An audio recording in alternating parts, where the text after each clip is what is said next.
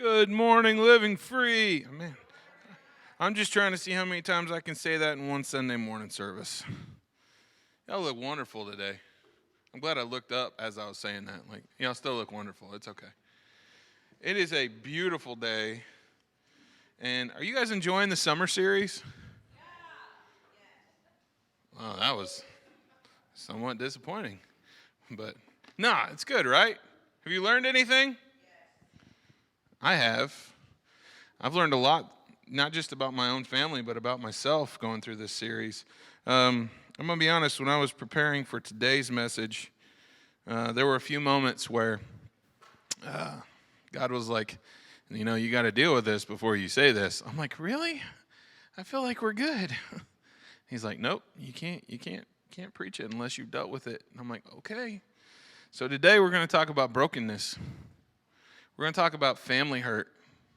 Because if we're talking about dysfunctional or functional families, then we need to figure out how to fix the things that hold us back from having whole families. Today, our primary text is going to be in Psalm 34. I'm going to share some verses with you, and then we're going to look at a family in the Bible. We need to understand a few things first. The word brokenhearted we're about to encounter in Psalms 34. It means overwhelmed by grief or disappointment. We're also going to talk about brokenness, which is defined as a condition in which something is badly damaged and unable to continue or work correctly. So now we're going to jump to Psalm 34. And in my Bible, it's titled, Taste and See that the Lord is Good. Do you agree with that? I do. Verse 1 says, I will bless the Lord at all times. His praise shall continually be in my mouth. My soul makes its boast in the Lord. Let the humble hear and be glad. Oh, magnify the Lord with me, and let us exalt the name together. We just did this. I sought the Lord, and he answered me, and delivered me from all my fears. Those who look to him are radiant, and their faces shall never be ashamed. This poor man cried out, and the Lord heard him and saved him out of his troubles. The angel of the Lord encamps around those who fear him and delivers them. Oh, taste and see that the Lord is good. Blessed the man who takes refuge in him. Oh, fear the Lord, you his saints. For those who fear him have no lack. The young lions suffer want and hunger, but those who seek the Lord lack no good thing. Come, O children, listen to me. I will teach you the fear of the Lord. What man is there who desires life and loves many days, that he may see good? Keep your tongue from evil and your lips from speaking deceit. Turn away from evil and do good. Seek peace and pursue it. The eyes of the Lord are toward the righteous, and his ears toward their cry. The face of the Lord is against those who do evil, to cut off the memory of them from the earth. 17 says that when the righteous cry for help, the Lord hears and delivers them out of their troubles. And this verse is where we're going to hang out for a minute. Verse 18, the Lord is near to the brokenhearted and saves the crushed in spirit, because many are the afflictions of the righteous, but the Lord delivers him out of them all. He keeps all his bones, not one of them is broken. Affliction will slay the wicked, and those who hate the righteous will be condemned. But the Lord redeems the life of his servants.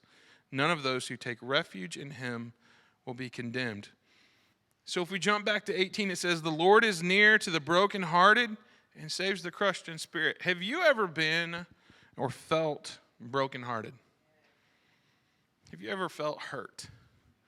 It's something we can't avoid in life. We've all experienced it. We've all walked through seasons of brokenness, whether it's in our childhood, in our adolescence, in our teen years, or our adulthood. We've all encountered pain. And sometimes, like we're going to talk about today, pain comes from places that it shouldn't, or places where we think we would find safety and refuge, we find hurt. Today we're going to talk about family wounds. Is it fun to talk about family wounds? No. Except for that weird aunt that likes to bring up all the dirt in the past, and you're just like, why now? We're at Pizza Hut. Why are you bringing this up now?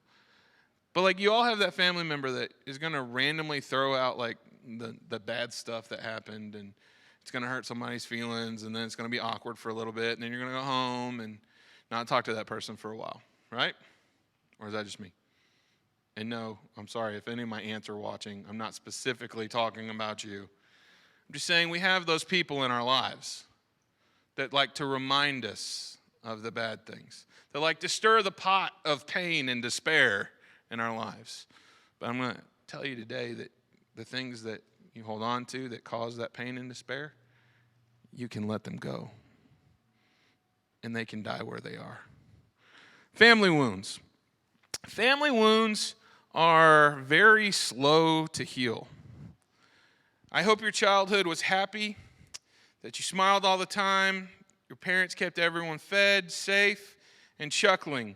I hope your dad came home every day, your mom tucked you into bed every night, and your siblings were your best friends. I sound like a Hallmark show. But if not, you need to know that you're not alone. The most famous family tree in the Bible suffered from a serious case of blight. It had issues. Adam accused Eve. Cain killed his brother. Abraham lied about Sarah. Rebekah favored Jacob. Jacob cheated Esau and then raised a gang of hoodlums. Street youths, if you will. The book of Genesis is a relative disaster. It shows us what dysfunction looks like. But the beauty of Genesis is that it also shows us how God can take dysfunction and his will can be done and perfection comes out of it. And a nation can be saved from one person being obedient. Joseph didn't deserve to be abandoned by his brothers. If you haven't guessed yet, we're talking about Joseph this morning. We're going to look at his family as a structure of dysfunction. He didn't deserve to be abandoned by his brothers. True, he wasn't the easiest guy to live with. He boasted about his dreams and tattled on his siblings. If you have siblings, can I just see your hand? Okay, so the statements I'm about to make, you can probably relate to. Do any of you have the forced crier as a sibling? And if you don't know what that is, it's the sibling that you can do absolutely nothing to, but they're going to be wailing in a few minutes and sobbing, and mom's going to come around the corner and they're going to say, "He did this to me." You got one of those? I did. Hey, David, this is for you. That's my brother. I love my brother. Nowadays, we're adults. We handle things like adults. You know, we argue and cry like men. I cry more. But when we were younger, my brother, I can only imagine if I came in, or he came in, let's flip this. If David came in and looked at me and said, "One day you'll bow before me and you'll need something of me," I imagine that next thing you know, my brother would be underneath me and I'd be beating on him. Right, Mom? Yeah. She knows. It's true. I was the older brother. And if my younger brother would have brought me news like that, I probably would have contemplated throwing him in a hole. Maybe not selling him into captivity, but I might have thrown him in a hole. But Joseph was partially responsible for some of the friction that happened in his family. He deserved some of the blame for that friction, but he certainly didn't deserve to be dumped in a pit and sold to merchants for pocket change. I know some of you might have considered doing that with your siblings at some point in your life. I'm trying to think if I ever did now, but no, I don't think I did. But the perpetrators were his 10 older brothers. His brothers, they were supposed to look out for him. I tell my sons all the time, I'm blessed with 3 awesome, energetic, feisty, sweet and sour little boys. And I tell them all the time, you know, you're supposed to look out for each other. You're supposed to be their biggest, guardian. You can be their one that challenges them, but if anybody else comes against your brothers, you've got to be that wall. You protect your brother. You fight for your brother. But in this story, we don't see that. They took him, they threw him in a pit, and sold him for change. Man, do you think they were out of line? I do. And his father, Jacob, was out of touch. With all due respect, the patriarch could have used a course on marriage and family life. He kind of set himself up for an awkward family situation. Mistake number one, he married a woman he didn't love so he could then marry a woman that he did love. Mistake number two, the two wives were sisters. He might as well have lit a match and thrown it into the fireworks stand. The first sister bore him sons. The second sister bore him none. So to expand his clan, he slept with an assortment of handmaidens and concubines until he had a bunch of kids. Sounds like a great family setup, right? Rachel, his favorite wife, finally gave birth to Joseph, who became his favorite son.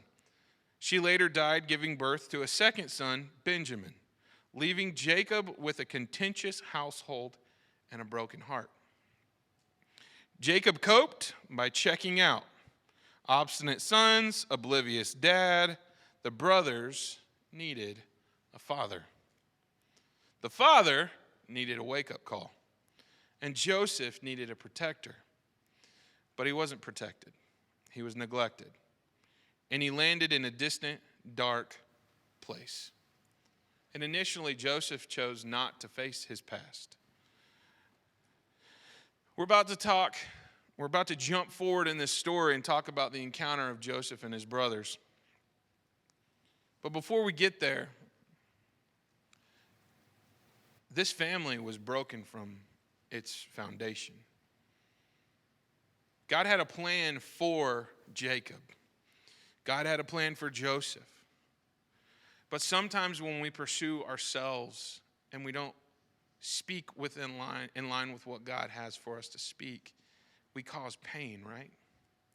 There are things that we say sometimes that we don't even realize the ramifications and the depth at which it might settle into someone's soul. I loved growing up with my family near me. I had both sets of grandparents. They were in the same city.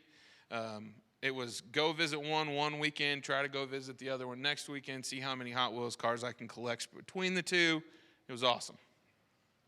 But I had my grandpas, and I looked up to both of them. They were both uniquely different guys. Grandpa Stanley, we referred to him as Short Grandpa growing up because he was the shorter grandpa. This was before cool nicknames for parents or grandparents started, like Mimi and Pop.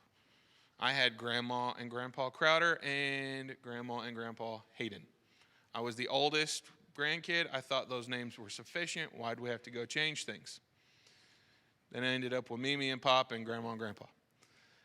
But Grandpa Crowder taught me something. He taught me to keep every magazine that I ever purchased, because one day I might need to go back and reference them for some tidbit of information that will be useful to no one. But by golly, I'm going to have every copy of that magazine. And I still do. He had years and years worth of popular mechanics and popular science. I now have a bunch of different, like, survival magazines. He taught me how to cut the grass because the lawnmower wouldn't work. So we made it work, and then he taught me how to cut the grass. Now, my other grandfather, both of them were stern, strong men. The traditional male role. And Grandpa Hayden we called him Tall Grandpa. He kind of looked like, I always told my friends that my grandpa looked like Clint Eastwood or James Bond, the Sean Connery version. And that he was not to be messed with because you never knew if he had a handgun in the door of his truck or not. So just don't mess with Grandpa. But that was my pop. I loved my pop. But when I was in the third grade, I remember we were working on my aunt's house down the street, and it was hot. I grew up in Louisiana. It was hot all the time. Even in the winter, you're still wearing flip-flops and shorts because it's so hot. And it was just hot, and I'm sweating. And my mom, we lived just down the road, and my mom had sent me over, and I was checking on Pop and helping Pop. And he always had this cool old Dodge truck with an old camper top on the back. And he'd have me go get stuff out of it, and I'd just come back, and I'm just like complaining that it's hot. And then one day, Pop told me that maybe I should lose a few pounds and I wouldn't have such a hard time. I was in the 3rd grade, y'all. What did I hear as a third? You're fat. I'm like, I'm not. I'm athletically built. If you can't tell now, I am a specimen. I'm a fine specimen of like manliness, beard, this strong, fit stature, right? But then I was just a husky kid. And he told me, maybe you should lose a few pounds and, do some work. And he was like, I'll show you how to do some workouts. And this was the same summer that he told me I shouldn't wear T-shirts because lazy people wore T-shirts. And I'm like, you just killed my whole wardrobe, Grandpa. And to him, he was just trying to help me not be lazy. He was trying to motivate me to be better, to represent myself well. And he didn't think about that as a 3rd grader. I'm going to hear you dress poorly and you need to lose some weight. So I carried that for years. And if you can't tell, I never actually started working out like he wanted me to. But that's okay. Because a few years ago, I had a conversation with my grandpa about how I didn't understand why he would tell me that as a 3rd grader. And he told me it's because he was trying to prepare me for adulthood. See, in our family, we have health conditions that if we don't take care of ourselves, my grandfather had a heart attack and a heart transplant when I was little. So he was trying to make sure that I didn't have the same problems he had. He just didn't know how to communicate that. Sometimes our family hurt is because of a misunderstanding. Not an intentional wound, but something was just said that was taken wrong. Or there wasn't enough context. I spoke with my grandfather in his later years. We had a good laugh about this one. And I brought up the fact that he always wore T-shirts in his later years. And he's like, no, when I leave the house, I've got a polo on. I'm like, Grandpa, that's just a T-shirt with a collar. Like, what? There's no difference. He's like, yes, there is. But he was trying to make me better. But I didn't receive that well. Sometimes our family hurt is because we don't process it the way they meant it. And then we're too scared to have the conversation to really understand what they were saying. So, family hurt. It happens. But the difference is you have to engage the family hurt. Joseph chose not to face his past. By the time he saw his brothers again, Joseph had been prime minister for nearly a decade. The kid from Canaan had come a long way. Joseph could travel anywhere he wanted, yet he chose to not return home.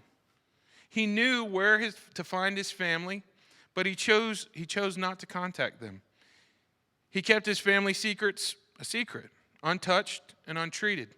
Joseph was content to leave his past in the past, but God wasn't. Because in order for God to do what he wanted to in Joseph, Joseph would have to engage and pursue healing in those things. You see, God's all about restoration. It matters to him. The healing of the heart involves the healing of the past. So, God shook things up in Joseph's life. So at this point, all countries came to Joseph in Egypt to buy grain because the famine was severe in all the lands. We find this in Genesis chapter 41. And in the long line of folks appearing and appealing for an Egyptian handout, look what the cat dragged in. Joseph heard them before he saw them. He was fielding questions from a servant when he detected the Hebrew chatter, not just the language of his heart, but the dialect of his home. He motioned for the servant to stop speaking. He turned and looked, and there they stood. The brothers, they were balder, grayer, rough-skinned. They were pale and gaunt with hunger. Sweaty robes clung to their skin, and road dust chalked their cheeks. These Hebrews stuck out in a sophisticated Egypt like hillbillies in Times Square. I'm going to be honest, I remember the first time we went to New York, this Louisiana boy, I think I was wearing Birkenstocks. I called them my pirate shorts. They were shorts that I cut off at the knees and a rolled up sleeve collared shirt because that sunk in when my grandpa said it, so I always wore them. And probably a beanie, so like I looked homeless probably. And I remember we were going to New York City for my dad to try out for Who Wants to Be a Millionaire? Yeah. And I remember walking in the biggest city I had ever been to and feeling out of place. I imagine that's how these brothers felt in Egypt, because when you go from farmland to the big city, things are a little different. His brothers didn't recognize him. His beard was shaved, his robe was royal, and the language he spoke was Egyptian. It never occurred to them that they were standing before their baby brother. Thinking the prince couldn't understand the Hebrew, the brothers spoke to him with their eyes and gestures. They pointed at the stalks of grain and then at their mouths. They motioned to the brother who carried the money, and he stumbled forward and spilled the coins on the table.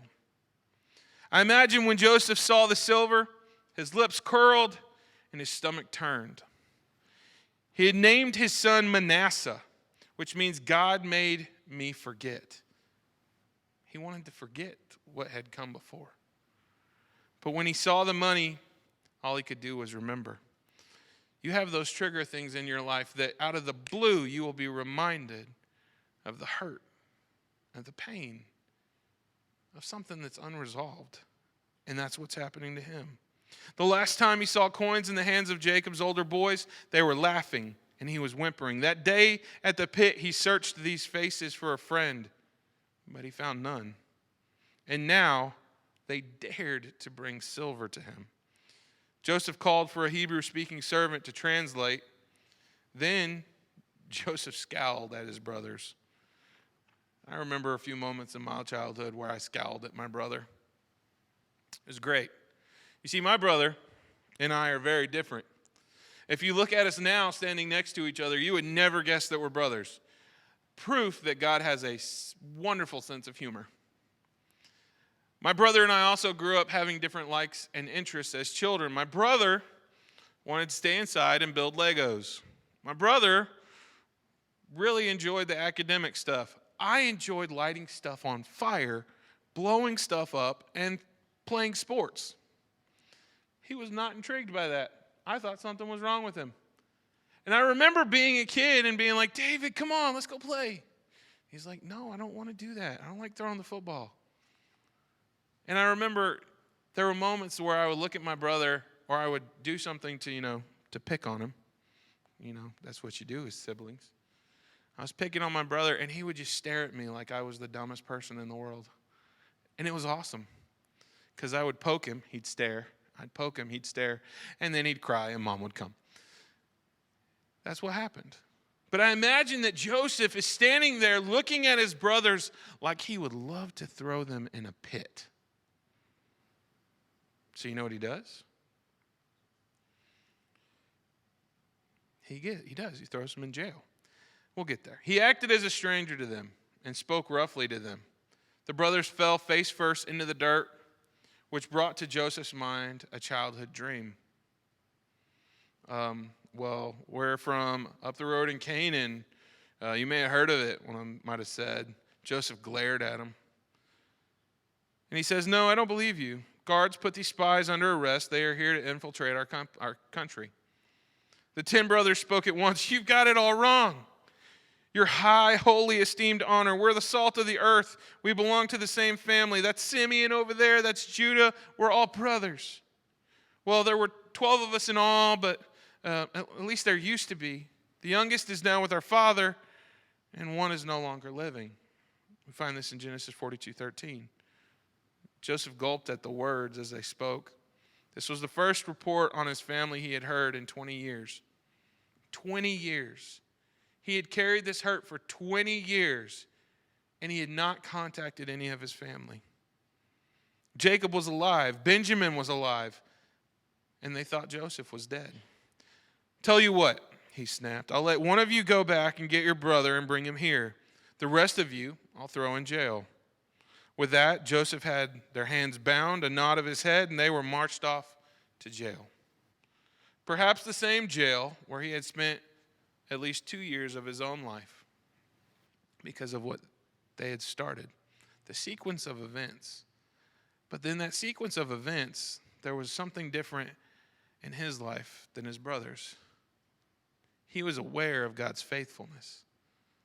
And God was moving him from situation to situation to set him up in this position to engage his brothers.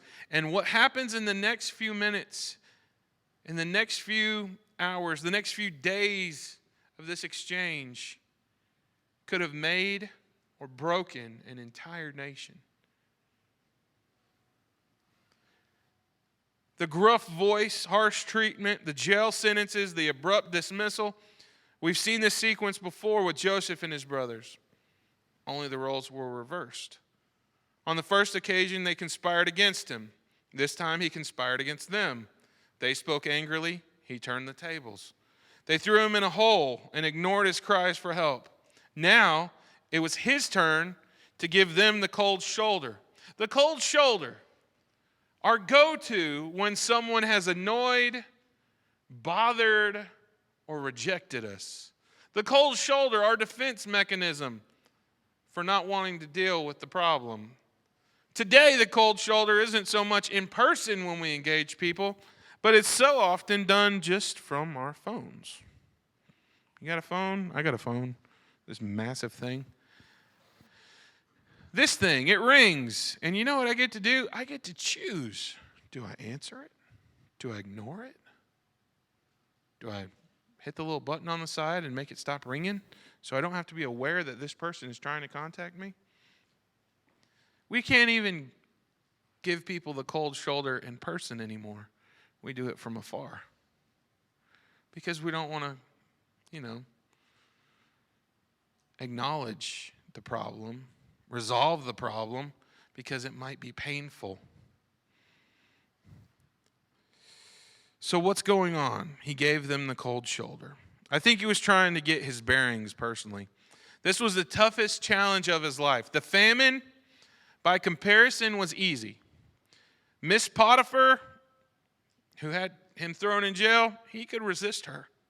Pharaoh's assignments, he could manage.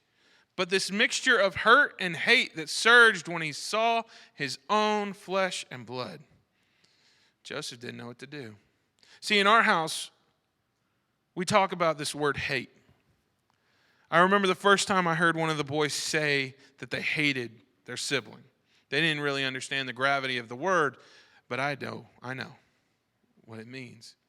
See, hate means that you wish something was dead or never existed. You wish that it was removed from existence. To hate something is the most sincere version of despise, rejection, all of those things, because it means you wish it never existed. So when I heard my son the first time say that he hated something or someone, and I remember the first time that one of my sons told my other son that he hated them, it was family meeting time. We had our little powwow. And we resolved in that powwow that we weren't going to use that word. Because you can't hate your brother. You can't hate your sister. Because if God has given so much so that they could be restored and united with him, how dare you wish that they didn't exist?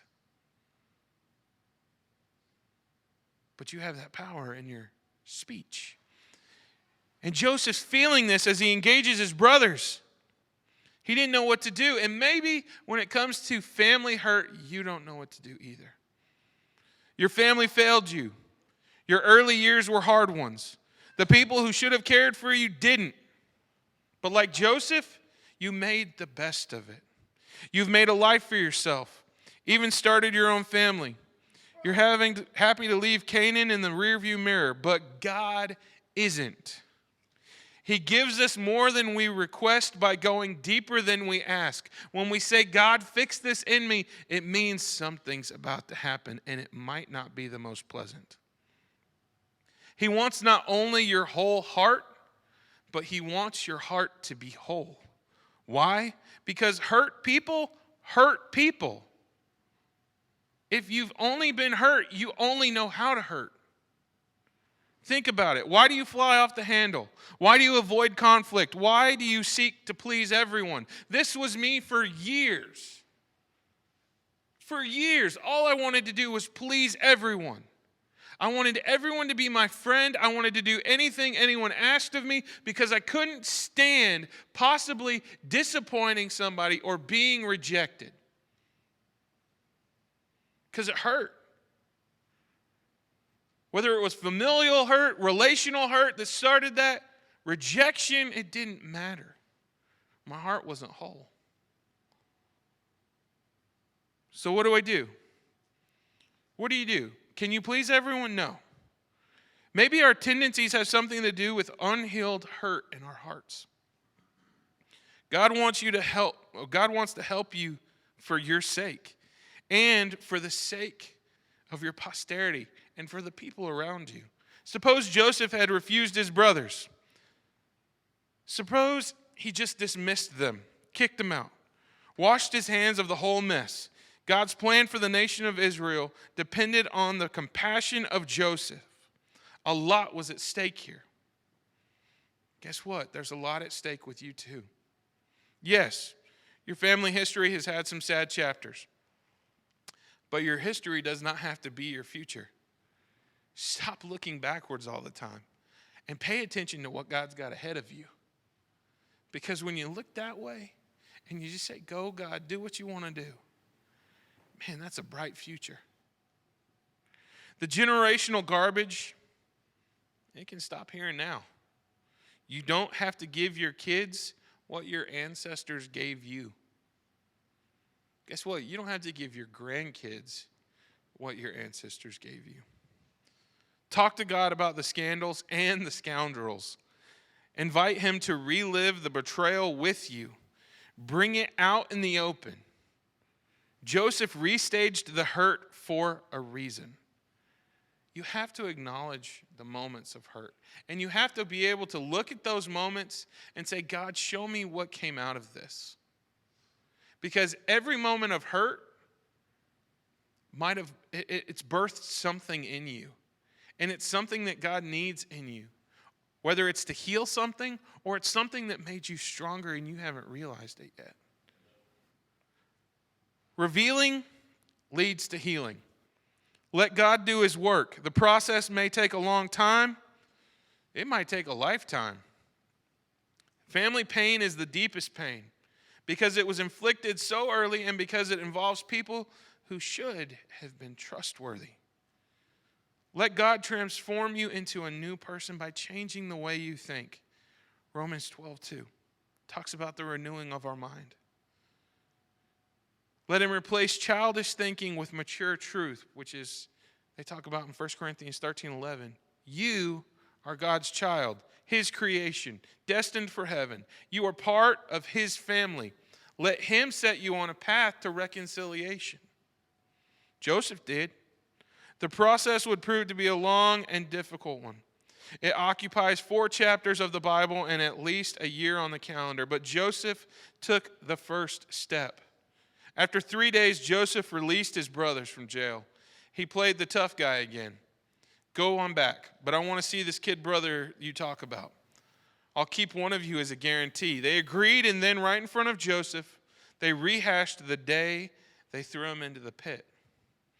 They said to one another, we are truly guilty concerning our brother, for we saw the anguish of his soul when he pleaded with us, and we would not hear. Therefore, this distress has come upon us. They're blaming everything that's going on right now in their lives on what occurred in their lives years before. Again, they did not know that the prince understood Hebrew, but he did. And when he heard the words, Joseph turned away so they couldn't see him. His eyes filled with tears. He stepped into the shadows and wept. He did this 7 more times. He didn't cry when he was promoted by Potiphar or crowned by Pharaoh, but he blubbered like a baby when he learned that his brothers hadn't forgotten him after all. When he sent them back to Canaan, he loaded their saddlebags with grain. That's a moment of grace. With that small act, healing started. If God healed that family, who'd say he won't heal yours? You know, there's a lot of words that we can look at with this story. Betrayal, despair, anxiety, hate, frustration. But why do those have to be the trademarks of your family? Part of the healing process includes unearthing the details, the specifics of how you were hurt, and inviting God to relive those experiences with you. Maybe you need to look at it from His perspective. What help do you need from God? How do you want to experience His presence, comfort, and guidance? Coming face to face with old hurts can be disorienting, and confusing. When Joseph first encountered his brothers again, he withheld his identity, spoke harshly, made false accusations, jailed them, released them, put conditions on their departure and return, held one of them hostage, concealed powerful emotions, and was secretly generous to them. What conflicting thoughts and emotions surface when we consider all these things? What boils up inside of you when you consider possibly engaging old hurts? But not just old hurts, but the people connected to those old hurts. Joseph's path to reconciliation with his family was long and difficult, but it began with a small act of mercy and grace. He loaded his brother's saddlebags with grain and quietly returned the silver they had paid for it, a gift, free and clear. What small act of mercy and grace do you sense God inviting you to extend to someone in your family? See, it's really hard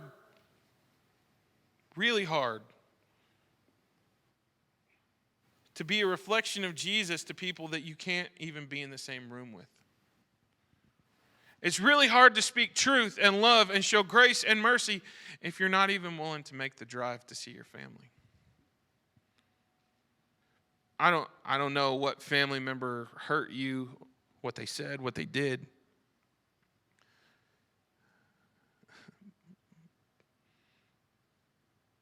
But you don't have to hold on to it anymore. Because maybe God needs to use you to show them that they can be forgiven. Because maybe when you let it go, when you engage, when you forgive, maybe when you do that, they see something in you that's not of this world. Maybe they just see Jesus. Because if you've let it go and you've let Him do what He wants to do in your life, then He'll use you as the instrument that you were created to be. A bearer of light, of love. Sometimes it's easier to be that light to the world outside of these walls than it is to our own families. Man, I can probably think of all the moments where I've been in a room with family. I love my family. I enjoy being with my family. All my family, my wife's family, my side of the family, they're all crazy as can be. But they're uniquely made by God. And when you stop harboring and that hurt, frustration, resentment for all the things they say or all the things they do, and you just see them as children of God and realize that we're not perfect. Joseph was a braggart that got thrown in a pit.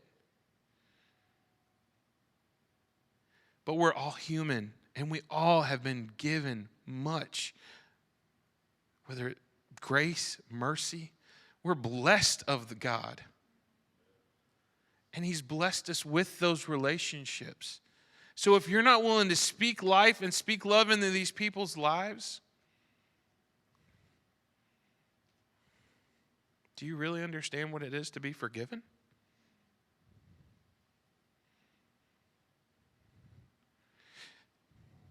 It took a long time, a very long time in my life to stop being, I haven't stopped, but to try and pursue not being the people pleaser. It took a long time in my life to realize that I had to say sorry to the people that had offended me.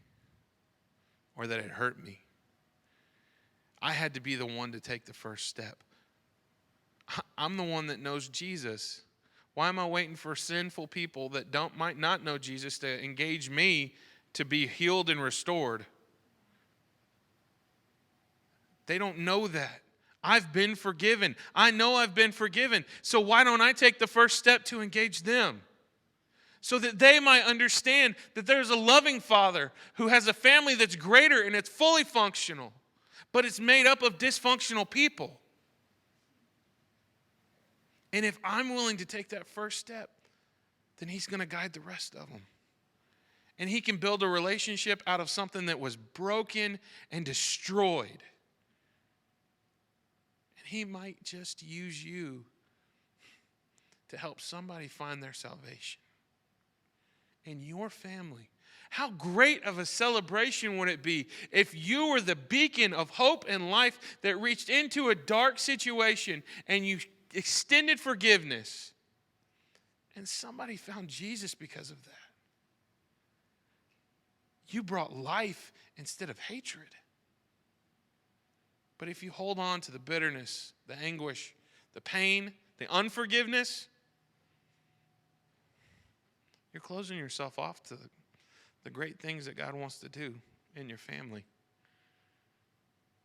But you have to make the choice. Joseph had to make the choice.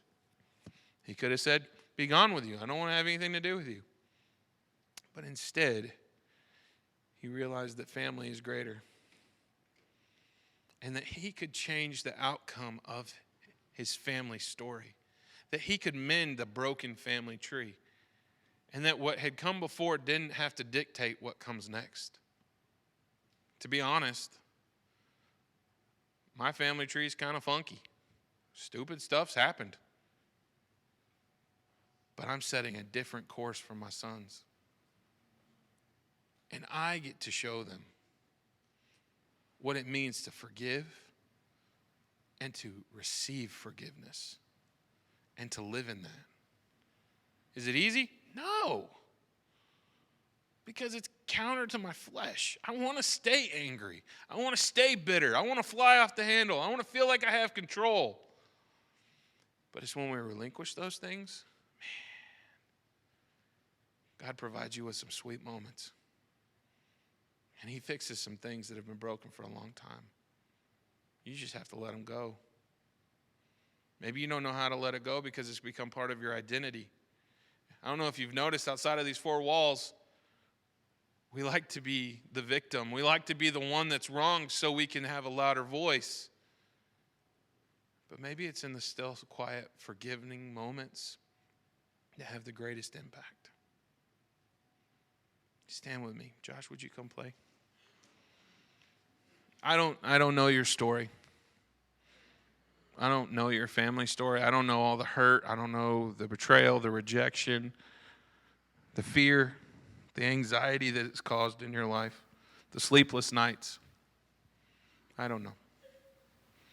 And to be honest, I don't need to know all the details. You know them. God knows them. I can't fix it, but God can. And I'm going to be honest with you. I truly believe that the day that we start to get our families in check, the day that we start to prioritize family again, like real family, when the church starts to mirror that, then our communities start to mirror that. And then all the things that we complain about, they might not be so prevalent. You see, in Joseph's family, all of the same things, all the same sin, all the same brokenness that we still experience today, they experienced then. But if we look at Joseph, when he surrendered to God and acknowledged what God was doing in his life, it changed the outcome of a nation. You have that same opportunity to redirect the course of your family to Jesus. You just have to take the first step. In a few minutes, we're going to pray. I'm going to be honest, I love the altars. And I have bum knees, so they're painful, but I love the altar because it shows that we're going to lay something down. And when we lay it down, we walk away because we don't want to pick it back up. So that's my prayer for you today, is that if you have family hurt, if you have people in your family that you don't know how to engage with, you don't know how to communicate with, you don't know how to be relational with, all of those things, here's the altar. It's the place to lay it down and let it go. And maybe when you leave this place, you send a simple text message, make a simple phone call saying, hey, you came to my mind today. I love you. Just want to see how you're doing. And maybe that sparks a conversation that opens a door for healing. But you have to take the first step. This morning, if that's you, Josh is going to play. I'm going to step back and pray in a second. But I welcome you to this place of surrender, of letting go,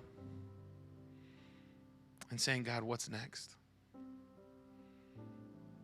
So please join me if you have something. Father God, I ask in this place today,